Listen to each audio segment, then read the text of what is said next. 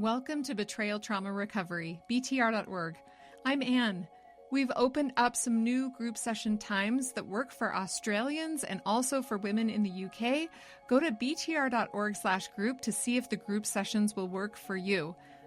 I'm sure you remember what it was like when you were searching for help, maybe for your husband, hoping to find the right program or therapist. That's why I started podcasting, because I supported my husband through 7 years of pornography addiction recovery, and not one therapist during that time told me I was experiencing emotional and psychological abuse and sexual coercion. I didn't want any other woman on the planet to be in the dark. If you're like the majority of my listeners, you're experiencing the type of abuse that's invisible and difficult to wrap your head around. Your husband is lying to you, using porn or having affairs or some other type of emotional and psychological abuse, and you're getting the same bad advice about how to improve communication or your relationship. If you need support from women who totally understand, our coaches can help you sort through this. We'd love to see you in a group session today. If this podcast is helpful to you and you wish you'd found it sooner, one simple anonymous way to help spread the word is to click follow or subscribe on the Betrayal Trauma Recovery podcast.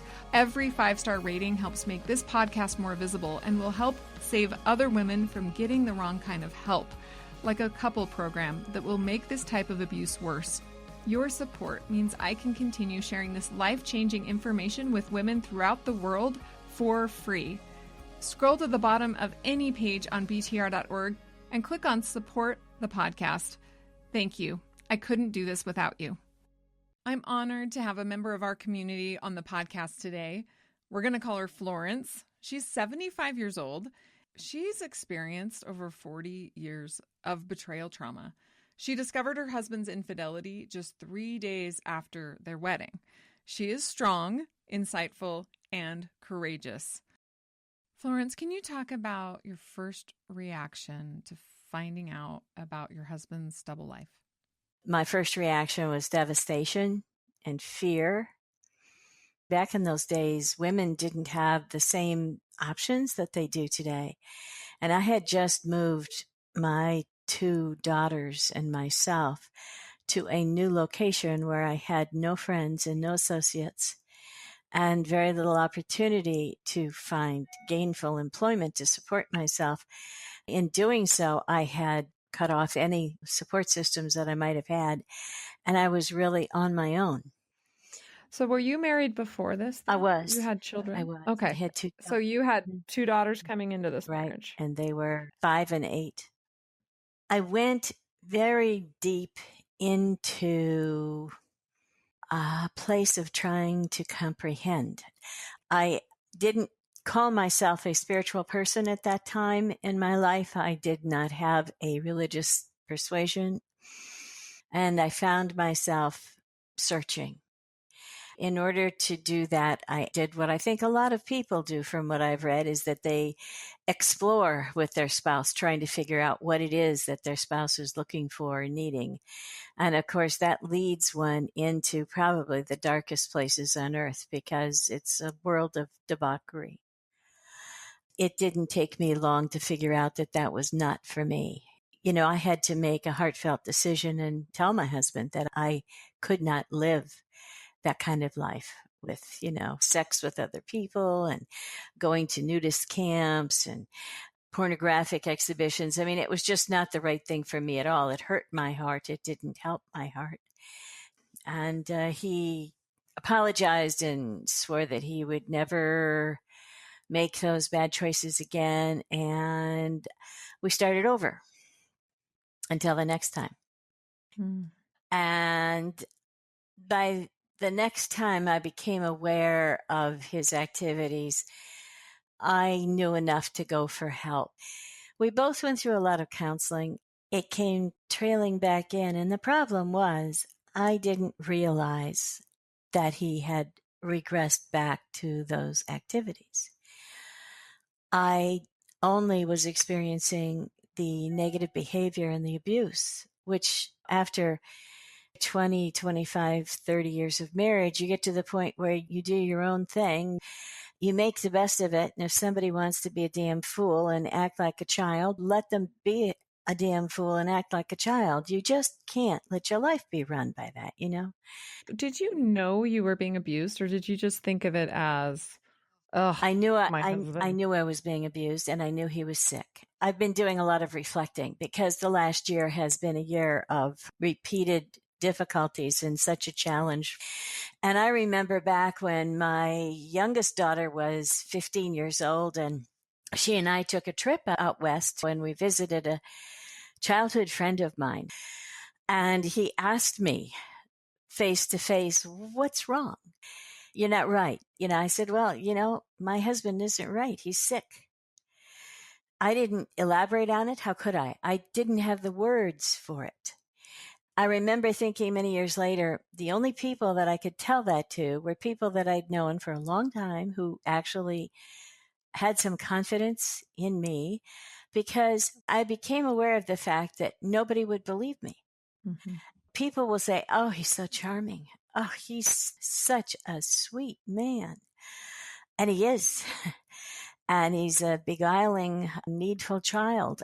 What do? Go out on the street and bang a drum and say I'm being emotionally abused by a man who can't show me love or who can't relate to me? No, you can't do that. Nobody will believe you. So you try to create wellness within a challenging situation. And that's what I did for years until it all broke open. For the last 10 years, I thought he had frontal temporal lobe disorder. It makes the second time I've misdiagnosed him in my life. So obviously I'm not much of a psychotherapist. But because of his anger, I felt that his actions were typical of frontal temporal lobe dementia.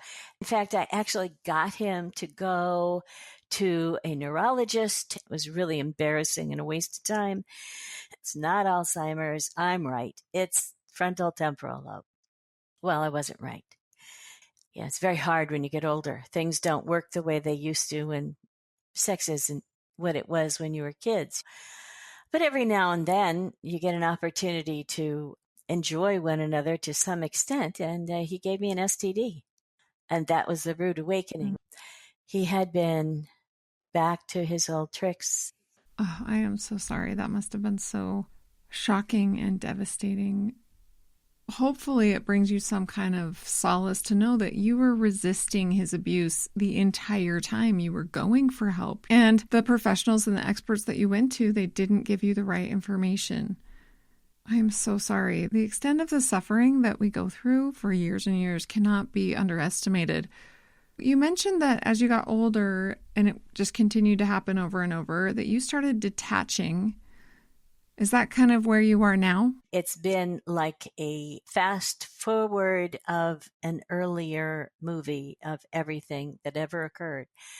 I go in a circle, and some days I'm distraught and I'm in pain and I feel sorry for myself. And then I go through days where I am so angry. It's like a circular thing that goes around. I've been able to grapple with this because now I can be honest with our friends and our family, and everybody knows. The freedom to be honest and forthright makes it possible to handle. Yeah, having a safe community to share it with is so important. What thoughts do you have for women who have discovered this 5 years after your wedding or 10 years after your wedding? What would you say to yourself? You can't help them. You can't fix them. This has been my counter argument to my husband and all of his attempts to heal himself. I say, well, it's really convenient now that you're 80 and impotent. You made these choices. They have a responsibility. And that responsibility is to their partner and their families. As somebody who suffered from it my whole life, I'm saying, you can't give me back the past 20 years. I didn't know you were doing this. I knew you were being a jerk. But if I had known he had gone back to illicit, deviant sexual practices, I wouldn't have stayed. And I might have had the chance to build a life with someone who might have genuinely been able to care and show real regard. And I missed that. And nobody can give that back to me. That's where the anger comes from. I was told by a lot of professionals, oh, you need counseling. So I tried that across all mental health professionals. What I found was that most therapists are not equipped to deal. And they tend to try to use behavior modification, which they've learned in graduate school somewhere. If you do this, then he'll do that. And if you do that, it doesn't work. And I went through 4 sessions with one therapist and I just walked out. I said, this isn't good for me. I'm getting angry about this. So I quit going. And I've also challenged my husband on the fact that the SLAA thing is very self-absorbing. They're all involved in taking care of themselves and getting better and praise God. And, it's like, wait a minute. You're still just thinking about yourself. First it was sex. Now it's your healing process.